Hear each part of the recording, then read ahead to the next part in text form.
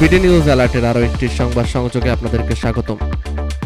কারাগারে যেমন কাটছে মমতাজের, কেউ দলও করতে পারবো না, কেউ করলে তারে মাইরে ফেলার লাগবে। জনপ্রিয় লোকগানের শিল্পী ও সাবেক সংসদ সদস্য মমতাজ বেগম কাশিমপুর কারাগারে পাচ্ছেন প্রথম শ্রেণীর বন্দির মর্যাদা।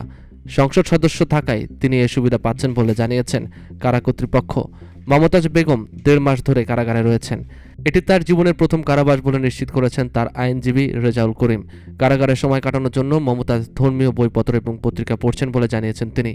রেজাউল করিম জানান, মমতাজ বেগম আমাকে কিছু বইপত্র দেওয়ার অনুরোধ করেন, আমি তাকে সেগুলো দিয়ে এসেছি। কারা তত্ত্বাবধায়ক কাত্তালেন নাহার সোমবার 30 জুন গণমাধ্যমকে বলেন, মমতাজ বেগম এমপি ছিলেন, তাই তিনি প্রথম শ্রেণীর বন্দির সুবিধা পাচ্ছেন।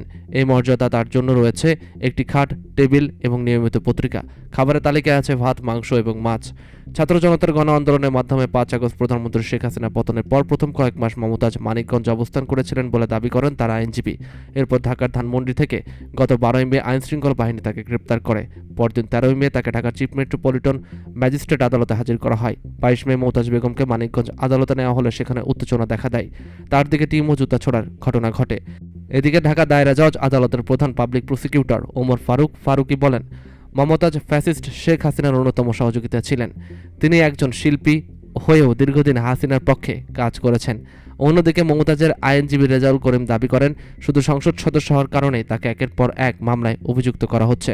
একজন জনপ্রিয় শিল্পীর জন্য এটি অত্যন্ত দুঃখজনক।